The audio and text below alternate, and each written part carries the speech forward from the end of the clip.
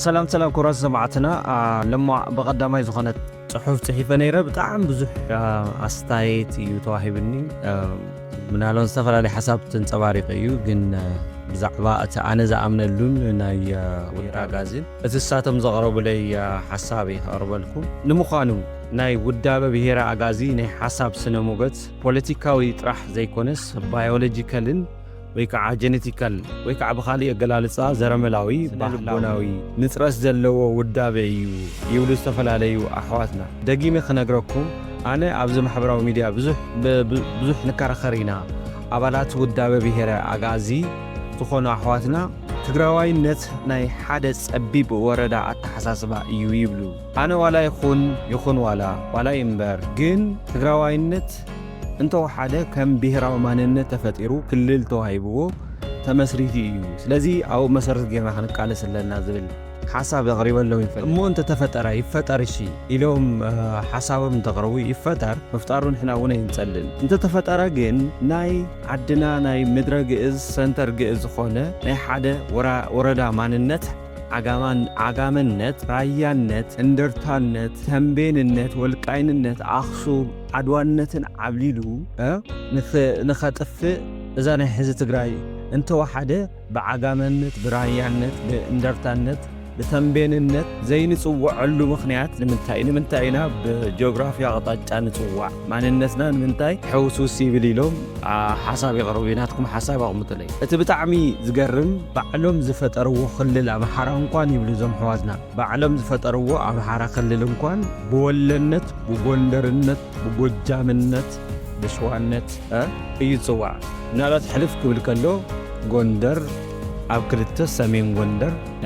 سمين شوا العرب قدام اندا تبعلو سميو سيو اتمان النت كم زلو اقد سيلوم مالتي ابانا جن بجيوغرافي ياو اينا نصوع علم سنة موقت يقربو مالتي بعبيو اتناي جزاو مان النتنا مس ايرترا تححزنا ناي بيولوجيكال بوليتيكال محبراوي زخونو ركباتنا خنخبت اسكونة تباهيلو بناي ألبانيا ماننت كيروم كبتاتنا ندابتاتنا منباروم يوم حساب زغربو أبيرتراون استفلي نجر يلن أبيرتراز اللون كومي حماسينا يأكلو جزاي سراي بنام ميلكا مستي ناي زوبا أبواغرا كم مغمات بجيوغرافي زوادو سماينا رامنا ميلوم زغمتو سلازي زوم كلت دبات ببيهرة بودابة بيهرة غازي ناي بتالنا ماننت زتفؤو حدقينيات ودبات يوم زي نفلطم قبل عليو ديكتاتورات قبل عليو مسنيات قبل عليو صار هيمانتي يوم زقمتو سلاز قصيله زرزر اتي بزعبا زي ودابه بهيرا غازي 3-4 امرار حديتيو زهاوني ملسي البقالي خمبلكم ناونا سلازي بزي مسارات استفلاليو ناي ودابه بهيرا غازي امرار حتات بمطيا حافشاوي زرزر سنمغوتم اقريبوم ليلو سو صومي طيز لزلخو السوق أربعة ودابة بهيرة عجازي وبا ناي مجمرة رأي حدنتن هلو كنتات جيتشت خبابينا زملكت بفلاي اتنا عودو خينا سنتر زخونة بأتومت عواعة عجازيان مدر بحري السو ودابة بهيرة عجازي وبا كمتي اب حطوخا استقلته نحدنت اتم مسرت سلطانه غزاويت ኢትዮጵያ አዶሊስ አክሱም ላሊበላ እዮም ዝብሎም ህዝብታት ዘጉልህ ታሪኻዊ ፖለቲካውን ባህላውን ምንቅስቃስ እዩ ናይ ፖለቲካው ውድብ ጥራሕ አይኮነን ይብሉ እዚ ምንቅስቃስ እዚ ንህዝብታት ትግራይ ኤርትራን አምሓራን ከምኡውን ካልኦት አመላ ኢትዮጵያ ዝርከቡ ናይ ግእዛው ማንነት ዘለዎም ከም ሓደ ሓበራዊ ታሪኻውን ባህላውን መንነት ዘለዎም አጋአዝያን ብሄራ አጋዝ ገይሩ ይወስዶም ይብል ካብዚ ቀፂሉ መሰረታዊ አመራት ውድብ ብሄራ አጋዚ ውባ አዶሊስ አክሱም ላሊበላ ከም ሓበራዊ መሰረት ውባ ንጥንታዊ ስልጣነ ግእዝ ከም መበቆል ማእኸል ባህልን መንነትን ናይቶም ዝተጠቀሱ ህዝብታት ማለት ኤርትራ ትግራይ አምሓራ እና ካልኦት ህዝብታትን እዚ ስልጣነ እዚ ብፊደል ግእዝ ብተረኽ ወይ ከዓ ናሬሽን በሃይማኖት ብፍላይ በዋናነት መሰረታዊ ኦርቶዶክሳዊ ተዋህዶ ቤተክርስቲያን ምስልምና ብስርዓት ክብርታት محدرة كمون ብባህላዊ ልምድታት ንዘመናት ነዞም ህዝብታት ከም መራኸቢ ምንባሩን ስልጣነ መሰረት ኣብዚ ምዃኑን ንሕና መሰረት ስለዚ ብዚ መሰረት ዝተፈላለዩ ናይ ውዳበ ብሔረ ኣጋዚ ኣመራርሓታት ብምጥያቕ ሓፈሻዊ ዝርዝር ስነ መጎቶም ኣቕሪቦም ለይሎ እሱ ፀሚቐየ ስለ ዘለኹ እሱ ከቕርበልኩም እየ ውዳበ ብሔረ ኣጋዚ ውብኣ ናይ መጀመርያ ራእይን ሓድነትን ህልው ኩነታት ግጭት ከባቢና ዝምልከት ብፍላይ እቲ ናይ ዓውደ ኩናት ሰንተር ዝኾነ በኣቶ መፀዋወዓ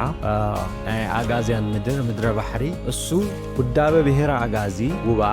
ከምቲ ኣብ ሕቶኻ ዝተገለጸ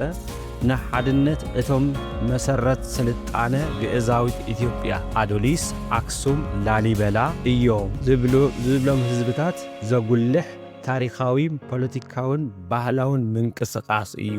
ናይ ፖለቲካዊ ውድብ ጥራሕ ኣይኮነን ይብሉ እዚ ምንቅስቓስ እዚ ንህዝብታት ትግራይ ኤርትራን ኣምሓራን ከምኡውን ካልኦት ኣብ መላእ ኢትዮጵያ ዝርከቡ ናይ ግእዛዊ ቀንዲ ናይ ኢትዮጵያውነት ምዃንና ይፍለጥ ጽንዓታት እውን የቕርብ ኣግኣዛዊ መንነት ነዚ ምንቅስቓስ እዚ ካብ ኣዶሊስ ኣክሱም ዝምንጩ ሓበራዊ ውርሻ ንምግላጽ ኣግኣዛዊ ዝብል ኣመር ነዚ መንነት እዚ እቲ ኣብዚ እዋን እዚ ዘሎ ብቋንቋ ብብሔር ዝተመስረተ ፖለቲካዊ ፍልልይ ዝቃወም ኮይኑ ሓድነትን ሓቢርካ መንበርን ናይዞም ህዝብታት የጉልሕ ምስ ካልኦት ህዝብታት ኩሽ ኮኑ ካልእ እውን ብሰላም ንምንባር ማንነትካ መጀመርያ ምጥንካር ከም ዘድሊ ይኣምን ኣብ ዙርኡ ከዓ ይቃለስ ይብሉ ሓድነት ህዝብታት ቀንዲ ዕላማ ውብኣ ሓድነት ህዝብታትን ቀንዲ ዕላማን ውብኣ እዚ ታሪኻዊ ርክብ ሓድነት ዳግም ንምጥንኻር እቶም ኣጋዝያን ብዝብል ህዝብታት ሓደ ህዝቢ ወይ ድማ ሓያል ታሪኻውን ባህላውን መራኸብታት ስርዓት ክብርታት ዝተኣሳሰሩ ህዝብታት ምዃኖም የጉልሕ ማንነቶም ዳግም ንኽውላዕ ይሰርሕ ይብሉ ኦኬ ውዳበ ብሔረ ኣጋዚ ብዛዕባ እዚ ህልው ኩነታት ግጭትን ብተደጋጋሚ ናይ 60 ናይ 100 ዓመት ጦርነታት ምኽንያቱ ያለ ብፍላይ ኣብዚ ናይ ዝሓለፈ 50 ዓመት ዘሎ ጦርነት ናይ ኩናት ውግእ እንታይ ከም ዝመስል ከቐምጥ ከሎ ውድብ ብሔረ ኣጋዚ ውብኣ እዞም ሓደ መሰረት ዘለዎም ዝበሎም ህዝብታት ኣምሓራ ትግራይ ኤርትራ እና ካልኦት ዝተፈላለዩ ኣብ ኢትዮጵያ ውሽጢ ስጋብ ደቡብ ዝተዘርግሑ ህዝብታት ናይ ብሔረ ኣጋዝነቶም ማንነቶም ብምግላጽ ኣብዚ እዋን እዚ ኣብ ኣዝዩ ዘሕዝንን ደማዊ ግጭት ሕድሕድ ኩናት ተሸሚሙ ከም ዘለው ብዓብዪ ሻቐሎት ይገልጽ እዚ ንኽመሓይሽ ከዓ ይቃለስ እቲ ኣብ መንጎ ትግራይ ኤርትራን ኣምሓራን ፌደራል መንግስቲ ኢትዮጵያን ዝካየድ ዘሎ ግጭት ከም ውጽኢት ናይቲ ታሪኻዊ ሓድነት ምፍራስ ንግእዝ ብላቲን ብምቕያር ገይሩ ዝወሰደ ናይ ሕወሓትን ሻዕብያ ባንዳነት ምዃኑ ይገልጽ ከምቲ ውብኣ ዝገልጾ ቀንዲ ተሓታቲ ነዚ ፍልላይን ደማዊ ግጭትን እዞም ዝስዕቡ ሓይልታት ምዃኖም ብግልፂ ንዓመታት ኣቐሚጡ እዩ ቀዳማይ ሓታቲ ህዝባዊ ወያነ ሓርነት ትግራይ ሕወሓት ውብኣን ሕወሓት ጸቢብ ትግራዋይነት ብምልዓዓል ነቲ ሓበራዊ ኣጋዛዊ መንነት ብምንጻግ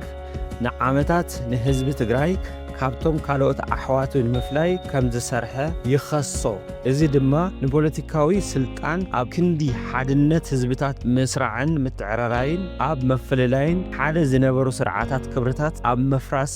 ዝተጸመደ ብጣዕሚ ሓደገኛ ዝኾነ ውድብ ምዃኑ ውድብ ብሔረ ኣጋዚ ይኸሶ ካልኣይ ህዝባዊ ግንባር ሓርነት ኤርትራ ህግሓኤ ወይ ከዓ ሻዕብያ ህዝባዊ ግንባር ንዲሞክራሲን ፍትሕን ብዝብል ጉልባብ ዝፍለጥ ውድብ በተመሳሳሊ ውብኣ ንህግደፍ ሓድነት ህዝብታት ኤርትራ ኢትዮጵያን ብምንጻግ ጸቢብ ኤርትራዊ ሃገራዊ ስምዒት ብምፍጣር ንኤርትራውያን ዘይጠቅም ንህዝቢ ኤርትራ ካብቲ ሓበራዊ ታሪኻዊ መሰረቱ ካብ ዝኾነ ናይ ግእዝን ኣዶሊስን ርክብ በጣጢሱ ኣብ መንጎ ኤርትራን ትግራይን ኢትዮጵያን ዝነበረን ዘሎን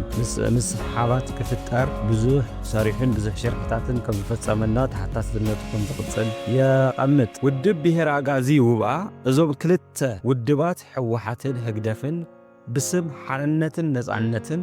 ዝንግዱ ንባዕሎም ነጻነት ዘይብሎም ንህዝቢ ነጻነት ዘይህቡ